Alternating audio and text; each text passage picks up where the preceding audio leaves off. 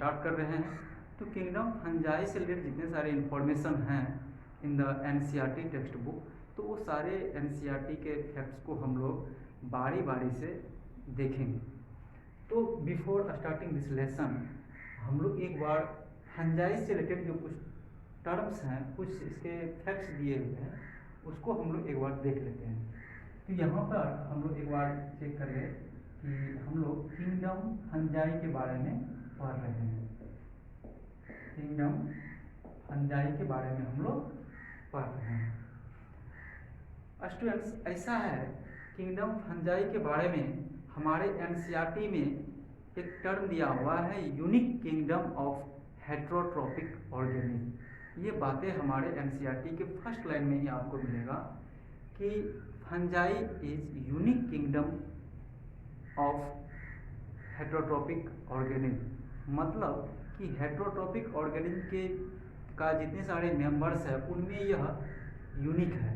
तो यूनिक कैसे है, किस कारण से यूनिक है, इसके रिगार्डिंग हम लोग जानेंगे इसके सारे फैक्ट्स को। तो हम लोग स्टार्ट ये फंजाई को हम लोग डिटेल करने से पहले हम लोग एक बार इसका ओवरव्यू देख ले कि जैसे ही हम लोगों ने इस चैप्टर में इन किया होगा, एक टेबल आपको मिला होगा इसमें कि हम लोग मोनेरा प्रोटिस्टा के बारे में एक डाटा दिया हुआ है। तो उस डाटा को हम लोग एक बार रिकैप कर लेते हैं ताकि आपको किंगडम फंजाई के बहुत सारे फैक्ट्स को समझने में आपको आसानी हो। तो हम लोग एक बार देख लेते हैं। यहाँ पे हम आपको क्लियर कर दें कि इसका जो सेल टाइप होता है, ये सेल टाइप होता है इसका यूकैरियोटिक। क्या होता है इसका? यूकैरियोटिक। हम सबको पता है कि इस बायोलॉजिकल क्लासिफिकेशन में जो हम लोग पढ़े थे, एक मोनेरा ही ऐसा है जो प्रोकैरियोटिक है, बाकी हमारा सारा जो प्रोटिस्टा है, फंजाई, प्लांटी या फिर एनिमलिया, वो हमारा यूकैरियोटिक के श्रेणी में आता है। तो सेल टाइप हमारा यूकैरियोटिक हो गया। उसके बाद जो हमारा इसमें आता है ये सेल वॉल। सेल वॉल कैसा है हमारे किंगडम फंजाई का? तो स्टूडेंट्स, ऐसा है कि सेल वॉल होता है हमारे फंजाई में, लेकिन सेल वॉल विदाउट सेलुलोज होता है। यानी इसको कहा जाए कि सेल वॉल प्रेजेंट है, सेल वॉल हमारा प्रेजेंट है लेकिन विदाउट सेलुलोज है। लेकिन क्या है?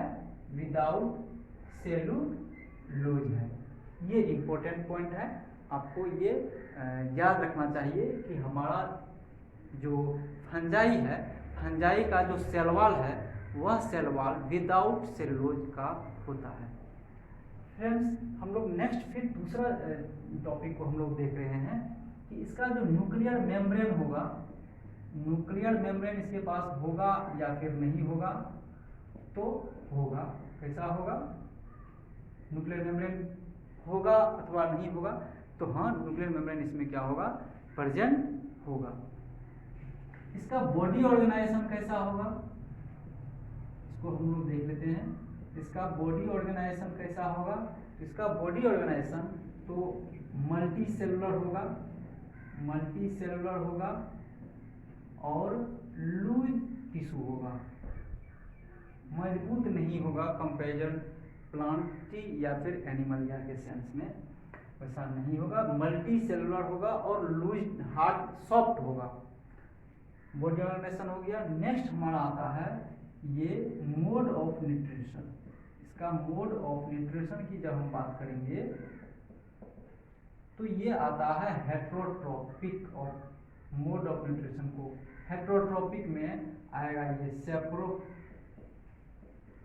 सेप्रोफाइट्स और पैरासाइट।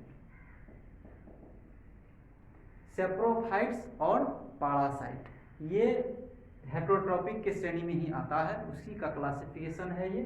सेप्रोफाइट्स जो है grows on dead materials, decaying materials of plants और एनिमल्स।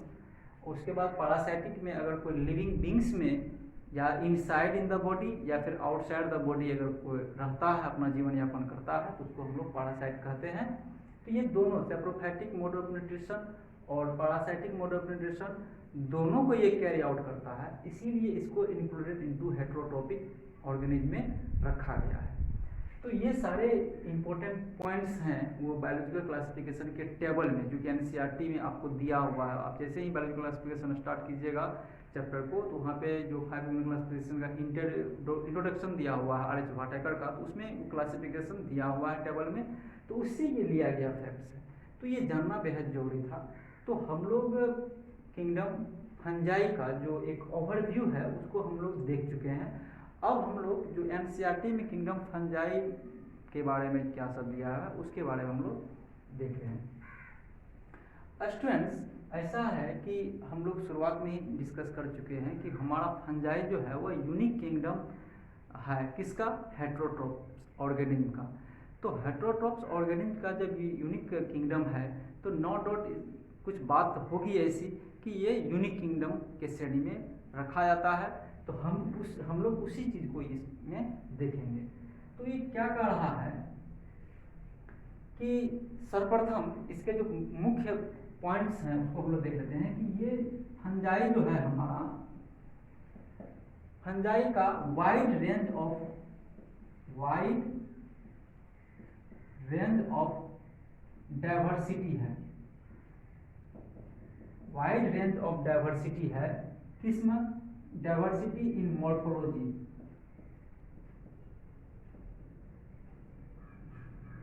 मॉर्फोलॉजी में इसका बहुत सारा डाइवर्सिटीज है और न्यूट्रिशन में भी इसका क्या है, बहुत सारा डाइवर्सिटीज है।